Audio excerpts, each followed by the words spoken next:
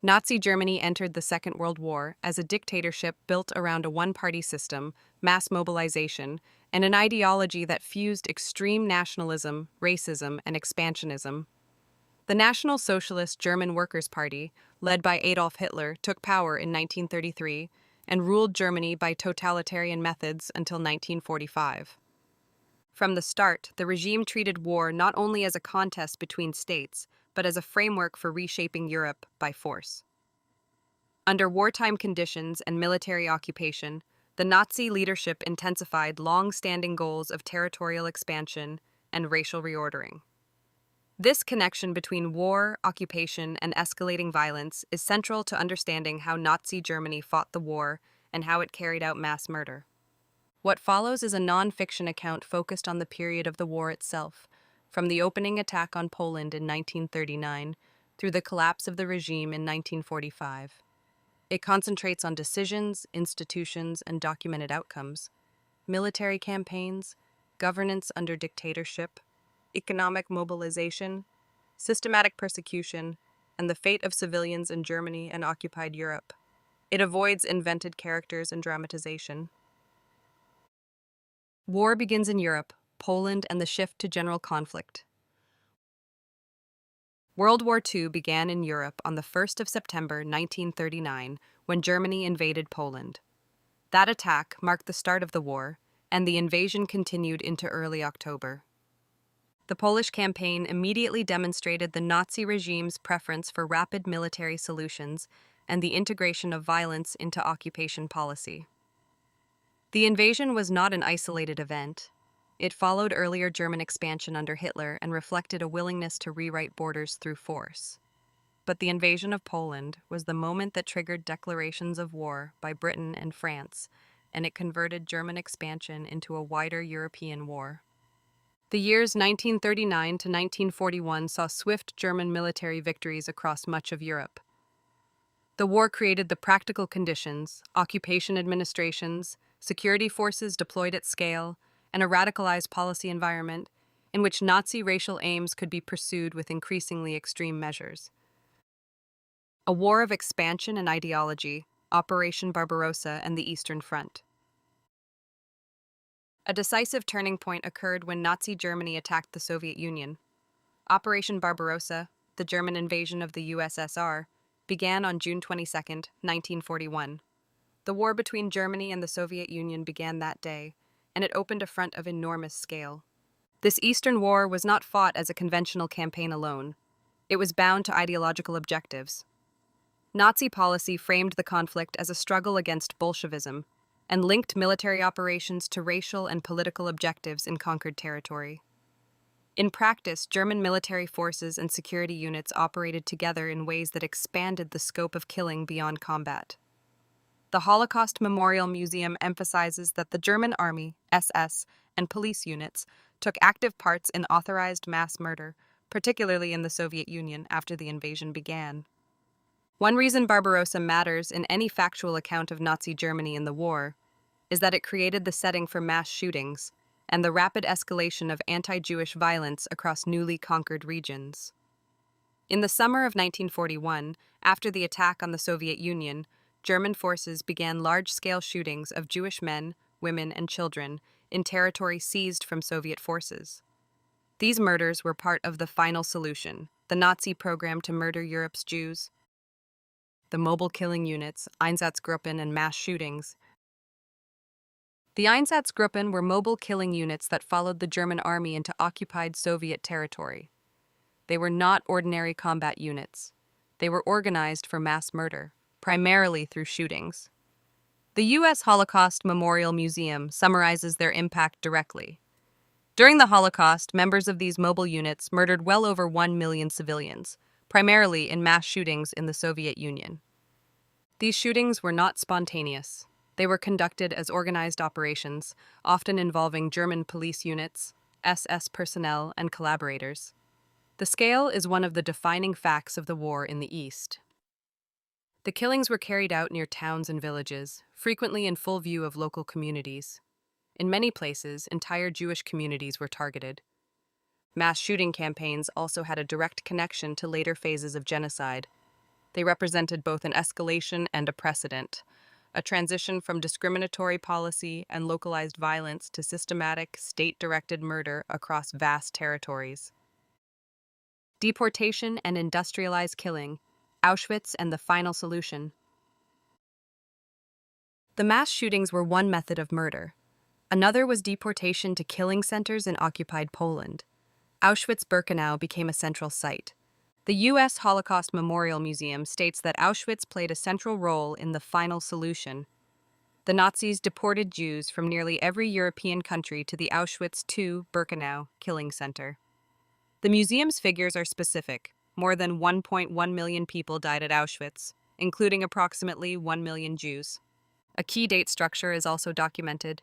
The SS established Auschwitz in spring 1940 as a concentration camp intended for Polish political prisoners.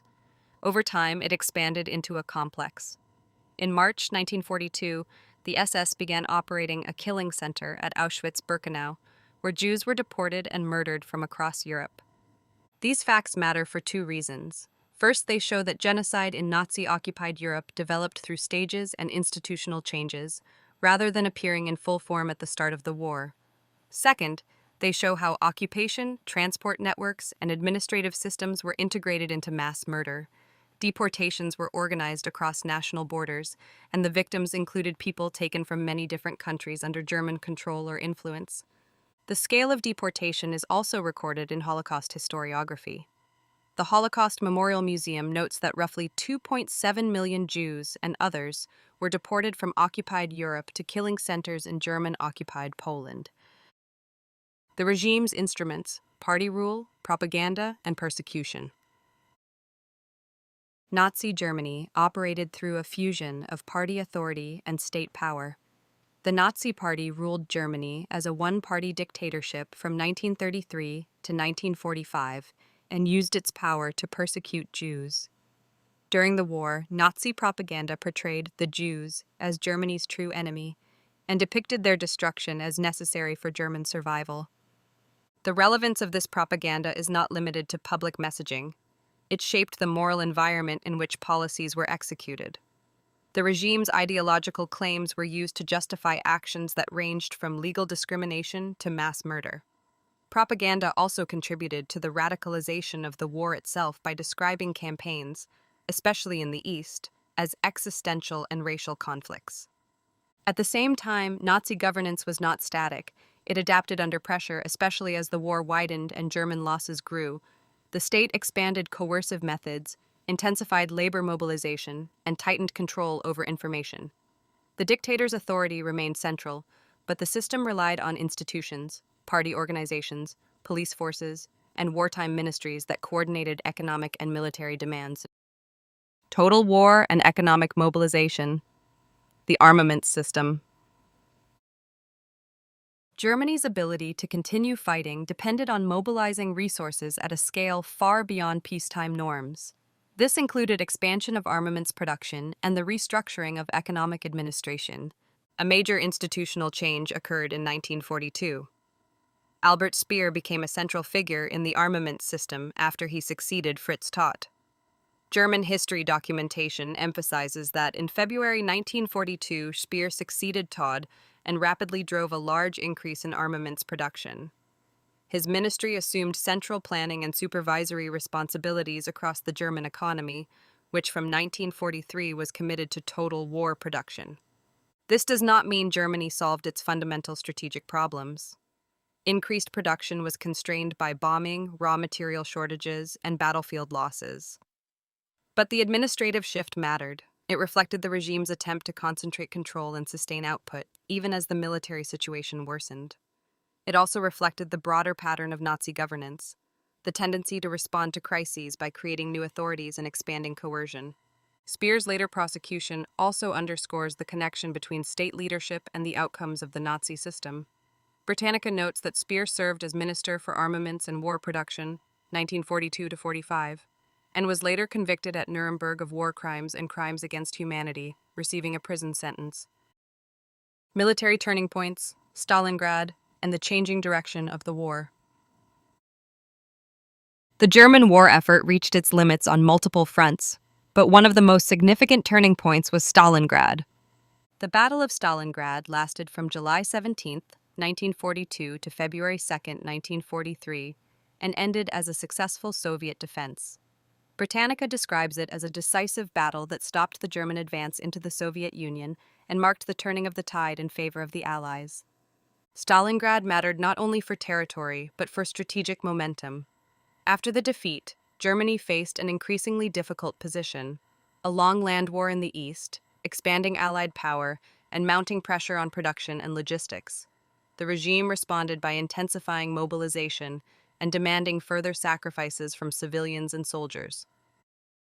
The air war over Germany, Hamburg, and the logic of strategic bombing. As the war continued, Germany's cities became targets for extensive bombing campaigns. These raids had multiple aims: disrupting industry, damaging transport, and undermining morale. Hamburg in 1943 is one of the best documented examples. The bombing campaign known as Operation Gomorrah produced severe destruction. A widely used figure for the death toll is around 37,000, and the most destructive raid created a firestorm effect.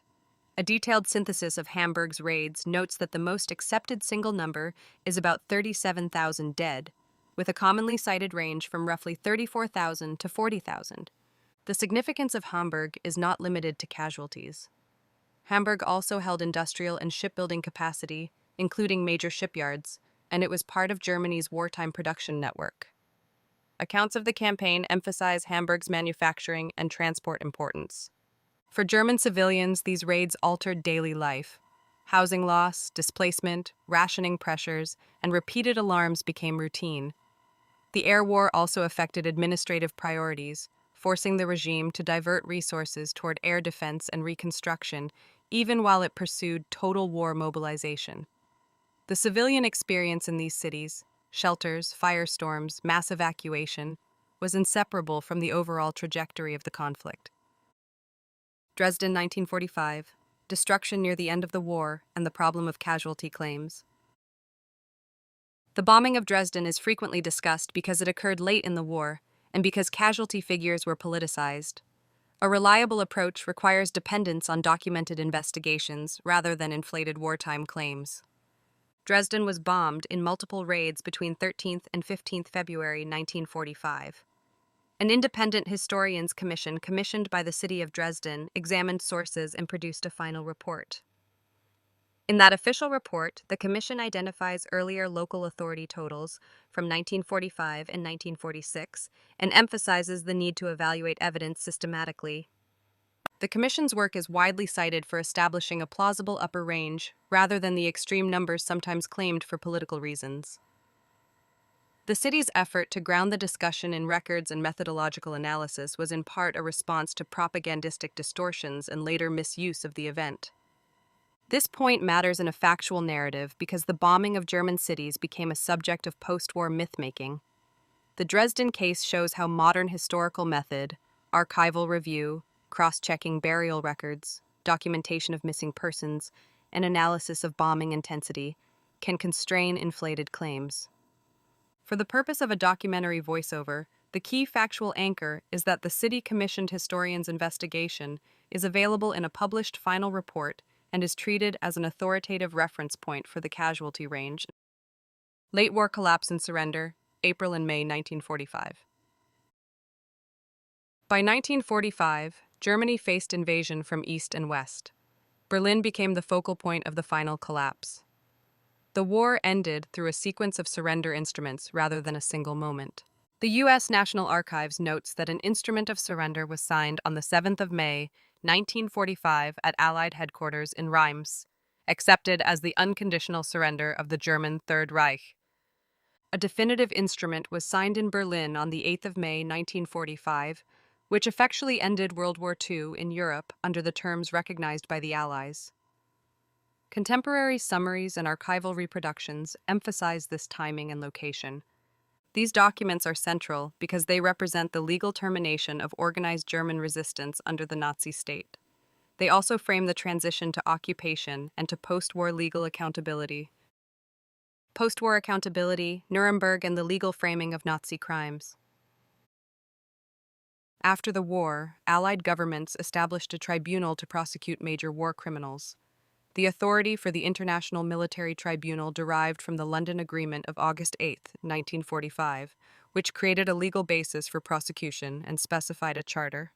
The UN's historical analysis of the Nuremberg Tribunal describes the London Agreement and its role in establishing the tribunal and its jurisdiction.